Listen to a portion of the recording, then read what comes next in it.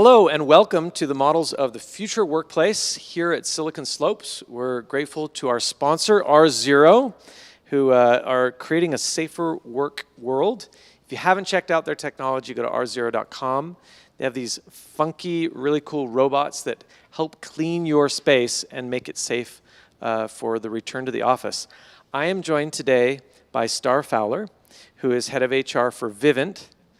I just found out today, Vivint has 12,000 employees. I'm sure that ebbs and flows a little bit. Yep. But that's a lot of people. It is a lot of people. It's a lot of recruiting to do. It's a lot of recruiting. A lot of hats, a lot of T-shirts, a lot of constantly vetting people, right? Yep. And you're one of the bigger organizations we've talked to about this topic of returning to the workplace. What's the future strategy that you're going to employ? Before we go into the detail, tell us about Starr. Sure. So head of HR for Vivint, been with the company for a little over 7 years now. Was with a company called Bort Longyear prior to that, which is actually located here in Utah. Spent some time with them here and then in Australia. Undergraduate degree in human resources and a graduate degree MBA in organizational behavior. I'm a wife and I have 3 amazing kids, Ava who's 15, Liam who's 12, and then Lola who is 8. Awesome. I love that. We're coming up on Mother's Day. It's good to remember all the amazing moms out there and to talk about moms in the workforce as well. Yep.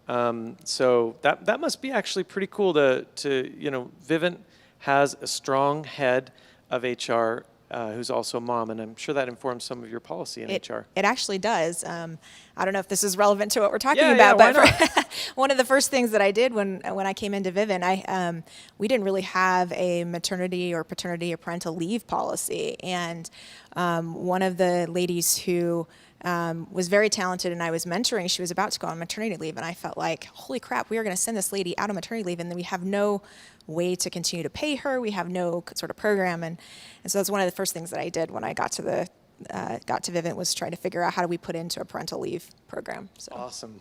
That's awesome. And all I can say is I grew up with a working mom, and I really I believe that there's a tremendous amount of good and serious contribution to companies that can happen if good policies are in place and moms can be a real contributor to companies. Absolutely. Yeah. Okay, so let's talk about the return to the workplace. This is a hot topic right now. Everybody knows that we're coming off of the cliff of the pandemic. Hopefully, we'll start to see some smooth sailing here in a little bit. Let's talk first about what it is that you did as a company when the pandemic hit. Did you go fully virtual? How did you respond? And then take us through now where you're kind of heading. Sure. So actually, early on, kind of before the day that Rudy Gobert got COVID, which is kind of where we all measure from, I think. That's exactly right. So pre-Rudy, we had already sort of put in place a team, a tiger team of sorts that was figuring out what it is that we need to do in the workplace, like sanitation efforts and communication to our employees.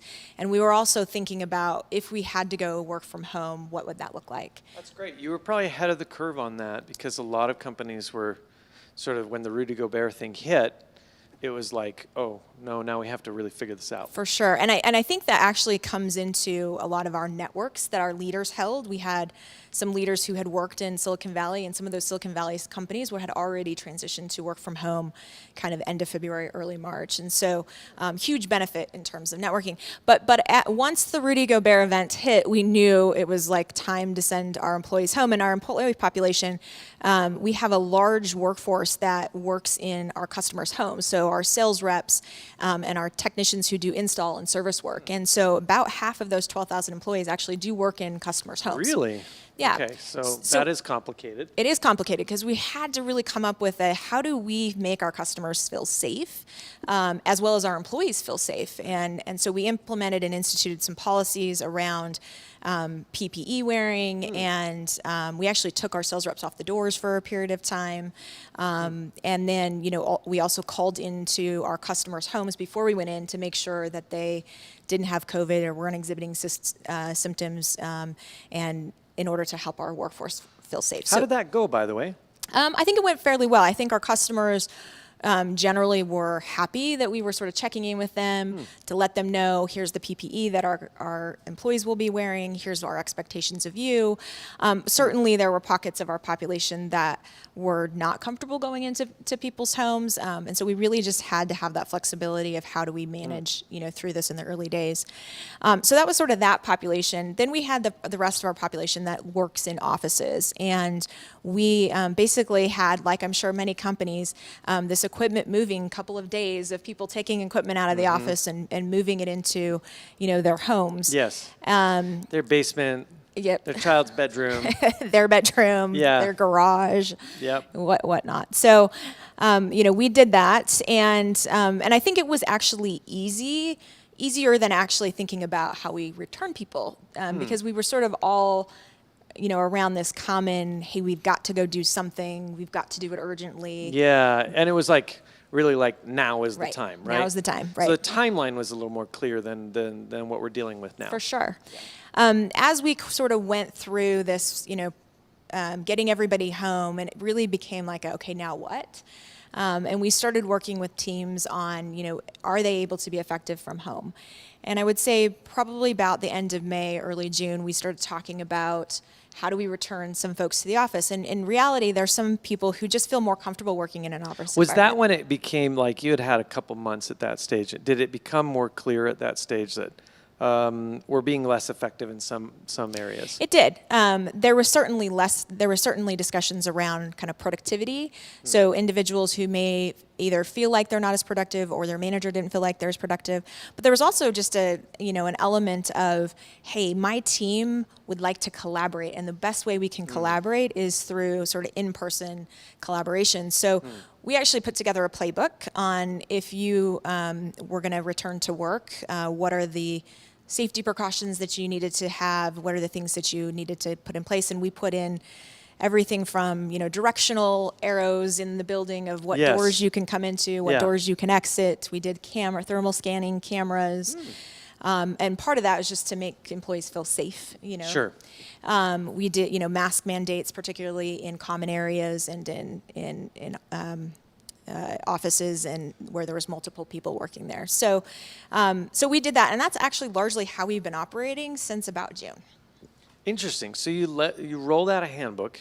It's probably been a very busy year for you, hasn't it? For sure. Yeah. You rolled out a handbook. You gave people some ground rules, and then some teams started to return even as early as sort of this summer, but under a certain set of guidelines. For sure. Yep. And how much of the workforce that you think is going to come back to the office is already back? Are you at 50%? Where are you at? Yeah, so it really varies by team. I would say we're probably 25 to 30% back in the office, but there are some teams where they're virtually not been in the office since the March timeframe, and then there's other teams. In fact, our leadership team has largely been working from the office since June. So. Yeah, I get that. I mean, if you're working through crisis management and you really got to come together as a team, there's some value there for sure, being in person.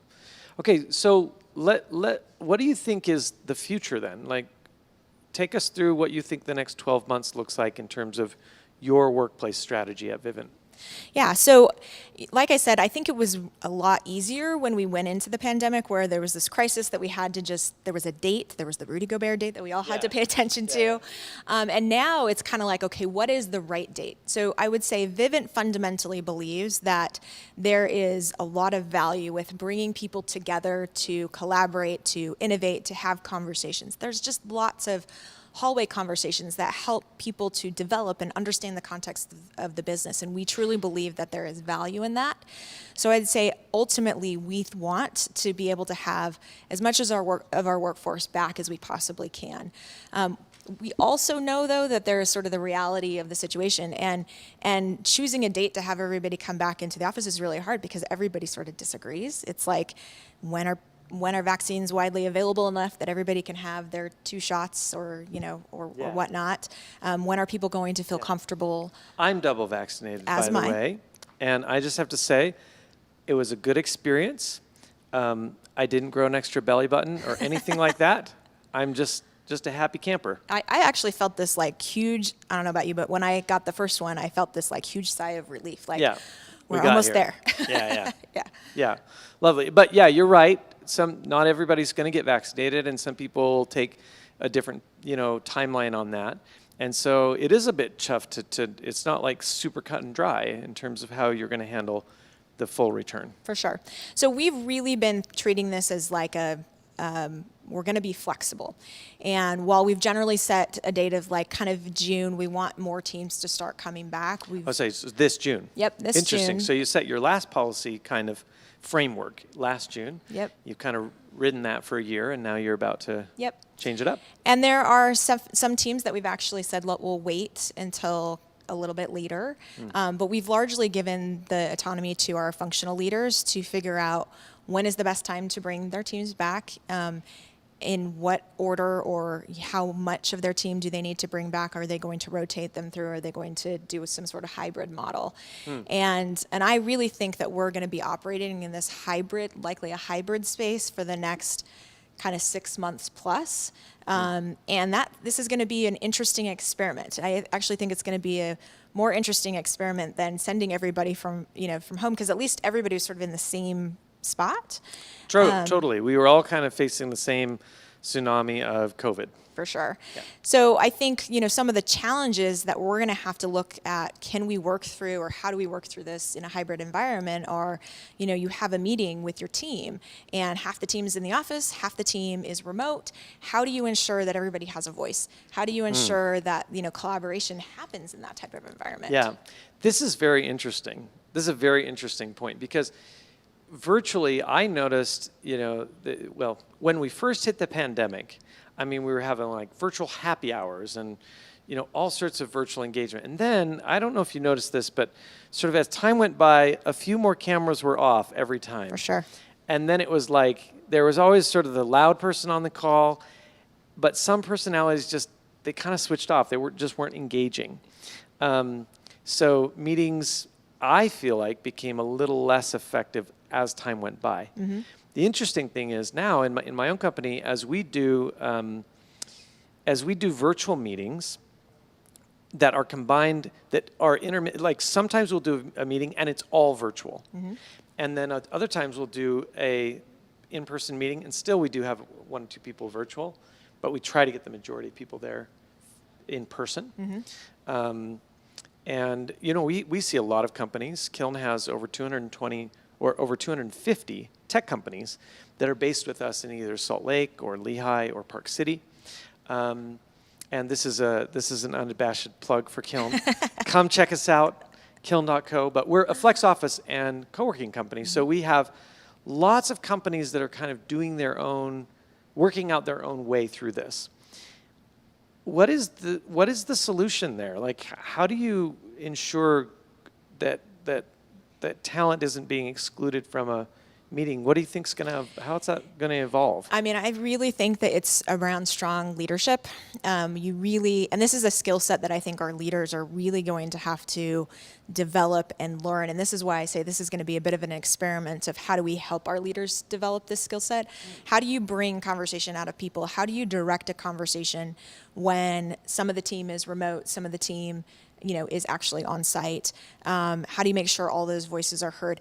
How do you, when somebody comes to you and says, my situation has changed, I actually really do need to work from home. I've been doing it successfully for the last 12 months. How do you work through those kinds of situations? And so I really think it's going to be, while technology plays an important role in this, I really think it's going to be up to strong leadership capability. That's interesting. So do you foresee yourself rolling out new training, like how to facilitate a hybrid meeting kind of thing? For sure. I definitely think there's that, and I think it's a lot of management coaching. Got it. Making sure that we're checking in on, with our leaders on, what are they finding in their teams. Thinking about our employee listening strategy a little bit differently. In fact, that's one of the things. That's the first time that's come up in these conversations. Your employee listening strategy. So, how do we gain, I think, before the pandemic, pre-pandemic, most companies did, engagement surveys once or twice a year. Yeah, and a lot of it was water cooler talk. That's Right. what you're kind of getting at, right? Right. And so now this is like, how do we make sure that we're regularly listening to our employees, and what does that look like? So we're getting feedback, real-time feedback on what's working and what's not working, so we can help guide and direct leaders to shift a bit. That's interesting. So you're going to up the amount of survey work you're doing? So we're going to be a little bit more strategic and drill into areas where we see that there are problems. So it doesn't necessarily mean, hey, everybody's going to get more surveys. It's like looking for where there's hot spots and then being very strategic or very pinpoint on how do we go get feedback out of that team. That's interesting. Okay, I want to address a rumor. There's Okay. a rumor out there that if you go virtual as a company, that your employees are more susceptible to being sort of picked up by a Silicon Valley firm who, could just pluck them out of their virtual seat and plop them into another virtual seat. What do you think about that? I mean, you're a big company, you see trends, 12,000 employees. How many of those employees are in Utah, by the way? Well, more than half. Oh, really? I mean, So 5,000+ yeah, probably in 5,000-ish between kind of Logan to Cedar City. We have Okay. a couple of call centers there. So what do you think? I mean, is this rumor? Yeah. So look, I'm not going to say it's not going to happen. There are certainly virtual and remote jobs out there for sure. But I think that you're hearing more and more companies, even Silicon Valley companies, talk about wanting to get their employees back to work in the office, or saying, hey, if you're going to work remotely, you got to declare where you're going to be, and we're going to pay you the wages in that location. Interesting. So I think that some of the incentive that, hey, we can tap into these other markets and pay them Silicon Valley wages and just attract this whole talent pool is not necessarily going to happen. I have only seen in our company, I think, 2 people who have moved from Vivint to a specific remote job. So it's not, at least not yet, I'm not seeing this wave of employees saying, hey, we're going to work for Silicon Valley companies, but we're going to stay here right in Utah. Interesting. Okay, so here are I feel like these are a few takeaways from our conversation. First, Vivint really still believes in in-person collaboration. For sure. And so you fall more on the side of, we're going to be in person but hybrid to a degree, right? Second, on timeline, it's unclear. So it's really about coaching leaders to be able to address the needs of their team. And maybe even, you had a cool framework that you rolled out. You call it a playbook, right? Yep. You had a playbook. Is there another playbook coming out in June? We are updating the playbook, Sorry, actually. is this like confidential No, information? it's not. Actually, I You think heard you'd it love here it. first, folks. Right here, the Vivint playbook is coming out. So, okay, so there's some real structure around it. Okay, and then the final thing is, what do you think, like 5 years from now, what is the impact of the pandemic on your company? What do you think that is 5 years from now? You look back, I just went through airport security today. Yeah. And I was, 9/11, everything changed, right? And every time I go through airport security, I can remember when that started. What do you think it is going to be 5 years from now? We look back and, Yeah. I'm talking about in the workplace. Yeah. I think it's really going to be just around more flexibility.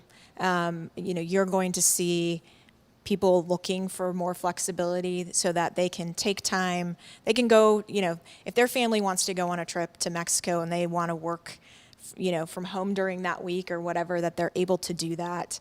That they're able to spend more time with their family but also, what time of day do I actually work? Is it 9 to 5 or am I working, 6 to 10 and then I'm working from, 2 to 6 or whatever? I think there's just going to be all around more flexibility in terms of how we think about work. Do I think that you're going to see, a lot more companies going to work from home solely? I think there will be definitely more than there was pre-pandemic, but I don't think that it's going to be the majority of companies. I think that there is going to be this strike for a balance. Cool. I like that. Well, thank you for joining us. We have had great conversation today with Starr Fowler, head of HR for Vivint, working mom, post-COVID workplace strategist, creator of the playbook at Vivint. What else did I miss? Oh, I don't know. Yeah. I'm doing an Ironman on Saturday. Iron Woman, full-on Iron Woman right here. And we are grateful to our sponsors today, r0.com. They supplied us with these robots, which cool. actually do amazing things to clean your space. I have this little guy right here can like recirculate the air in your meeting room multiple times. I have one at Kiln Park City. Very cool technology. Hope you check them out, and thank you to Silicon Slopes, and we'll see you next time.